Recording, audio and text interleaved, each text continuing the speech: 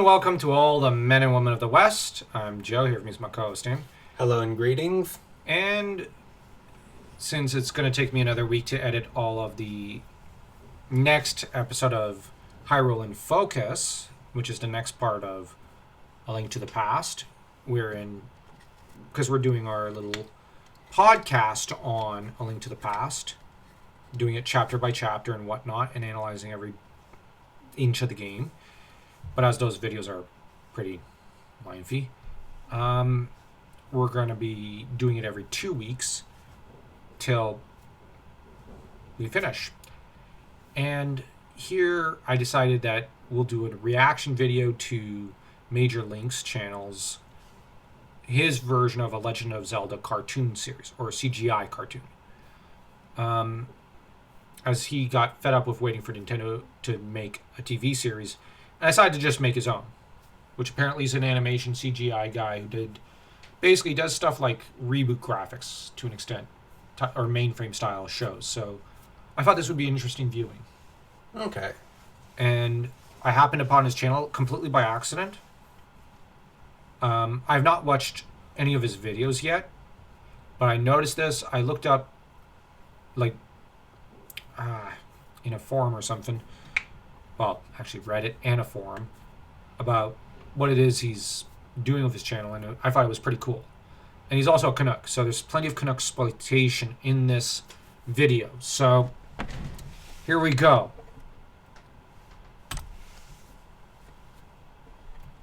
Let me just make sure. Yep.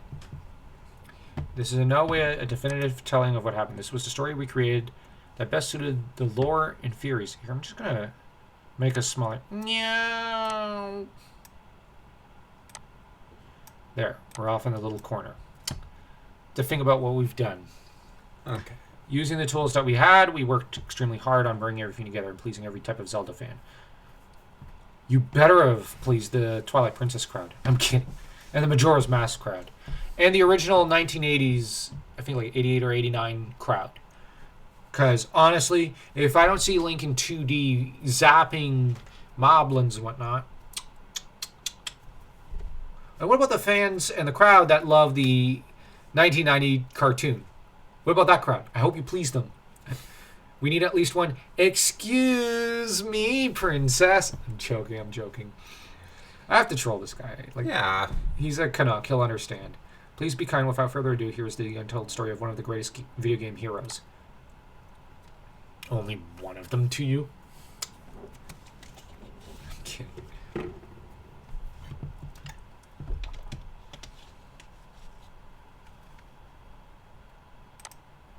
West of Hyrule, there lived the guardian spirit, the great Deku Tree. Alongside the spirit lived children of the forest, the Kokiri. Each Kokiri had its guardian fairy. However, there was one boy who did not have a fairy. This boy's name was Link. But on one fateful day, Link was summoned by the great Deku Tree to test his courage. Link was granted a fairy companion named Navi. We're just going to pause here because there has to be the look, listen thing. Somebody has to say it. Somebody has to. I'm just fulfilling my duty here. Man of the desert wreaked havoc onto the Kokiri, Gorons, and Zora. The result of this led Link to Princess Zelda, where they plotted against the evil and set Link and Navi out on a quest to save Hyrule from falling into corruption. After collecting the 3 spiritual stones and playing the Song of Time, the door of time opened. It's the Link found the legend. It's the same kind of flashback style, like, oh, I'm going to voice over this kind of dramatic scene or whatever. that's a flashback of the previous era. Yeah. This is definitely Legend of Dragoon inspired. Cool. With the sages. I just love that they have him bashing. After the battle, after he was sent back to the town. Okay, here I actually have an issue, storyline-wise, or at least lore-wise. I believe the whole idea of the... Now, don't get me wrong, here generally everything is right, but I don't think that there should be direct reference to what happens here in another adaptation or game. If only because... Time he first pulled the Master Sword, Navi, Link's fairy companion, had fulfilled its fairy.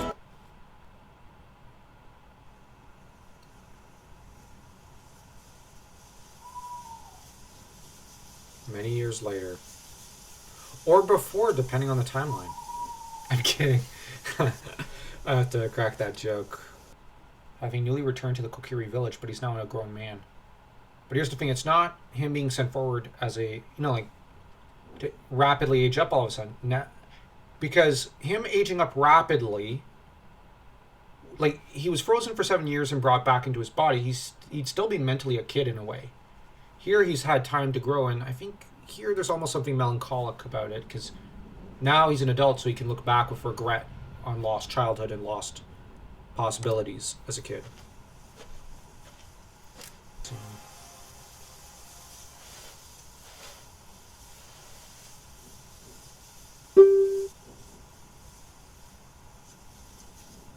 I was hoping it would be voice acted. Yeah. Hero returns.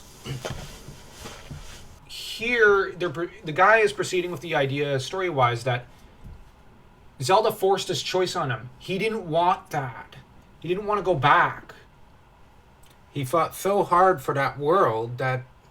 Well, it was a post-apocalyptic mess. It was his world. He was the hero. But on the other hand, Navy left him because he was no longer a Kokiri, and he had fulfilled his purpose. I'm going to say this, to an extent, it's kind of like Link was thrown away by both. He had served his purpose, they no longer needed him. But on the other hand, Zelda forced his choice on him. He didn't want it in this story, so... She thought she was doing what was best for him. But also for Hyrule to an extent. I think her hope was that this would erase that timeline, but it didn't. The adult timeline's still there, the child timeline's separate. She took the choice out of his hands, and he didn't want that.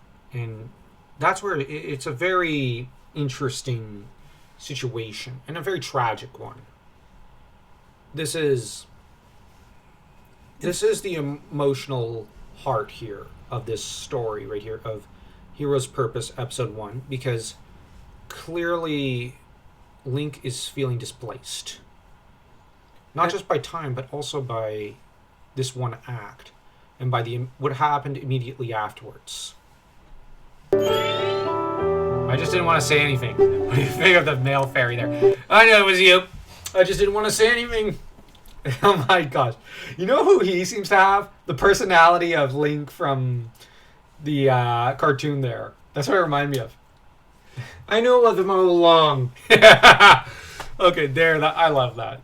That's definitely the dynamic between the two fairies. One of them is macho and the other is female. And everything, I think. Kind of just show the depravity of Majora by violating an innocent soul the way it did. I think the biggest victim of Majora, there's all those other victims and all those different timelines considering Moon Crushing, but I think the greatest victim of Majora was always the Skull Kid. Because he was he was a harmless trickster he was actually a good kid. And Majora tormented his fairies and just kept trying to destroy the world. Succeeded to an extent some times. But Majora just tormenting this poor kid is just probably the vilest thing Majora did.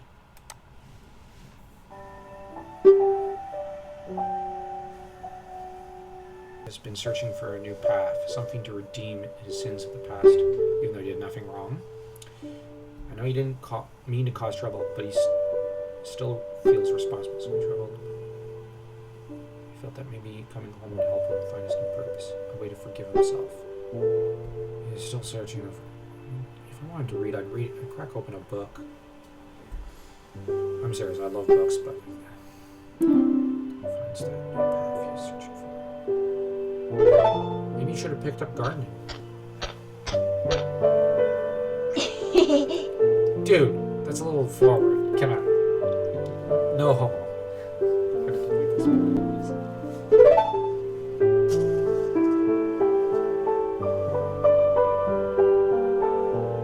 That flower's gonna make its way to Mal. I'm calling it now. Let's see.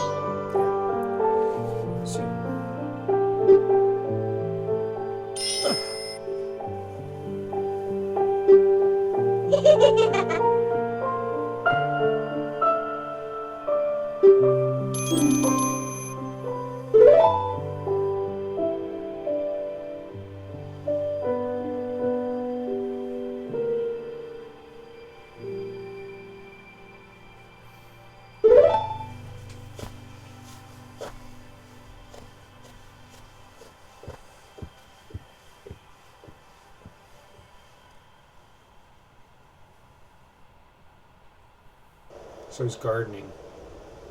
I meant that as a joke, but I guess he is gardening flowers. So if I look at this nice.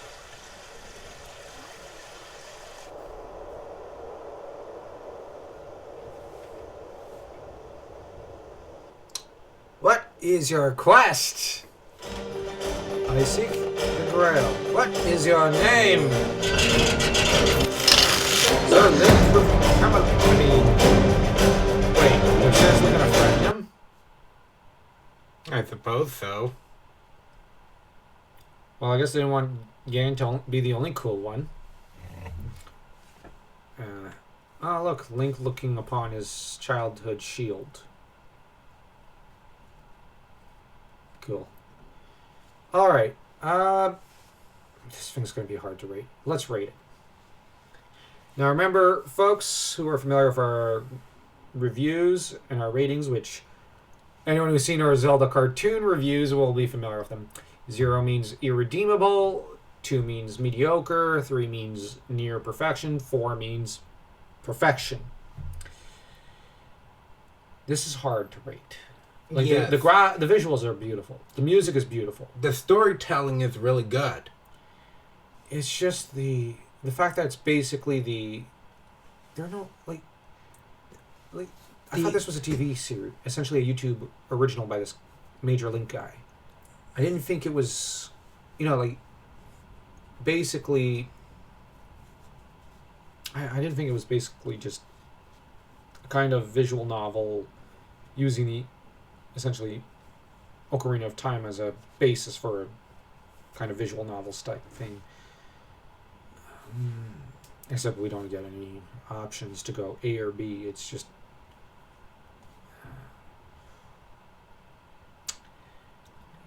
like, we are going to watch the next episode, obviously, but because I do want to see what happens next. It is a good story, but this, like, I don't want the dialogue box. I want dialogue between the characters.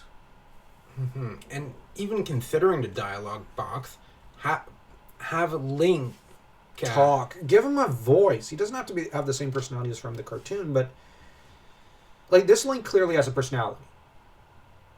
So voice him. We've got some great moments where we did a lot of storytelling without any voices and without any dialogue boxes. This is basically a silent movie. And I don't mind the silent movie, but if it's a silent movie, you don't need the dialogue to an extent. But, well, we do need the dialogue and the storytelling, because for Skull Kid and whatnot. I'll go 2.5. Good storytelling. Great music. Great music. visuals. But as mentioned, it's the dialogue box and the lack of voice acting that really drags it down. Yeah, 2.5. This is above average. This is above average. No, actually, I'll say 2.25. Very above average. This guy's really good at telling a story. He knows how to tell a story. This is a good video. I'll actually do one quick thing. I guess we do have to leave a like. Yeah, of course. So, yeah, like this was, despite our whining, this was really fun. This was good. I'll just do one thing because I only ever switch a video to that kind of quality for our recordings because generally I prefer it. I don't want to use too much data, but I might as well hit this too while I'm at it. So if you guys could also do the same thing for us, and remember to smash that like and that subscribe button on our video to stay tuned for the next one. And just, yeah, don't forget to smash that like and that subscribe button on our channel, and his, by the way, his as well. As though you were Link taking down Ganon.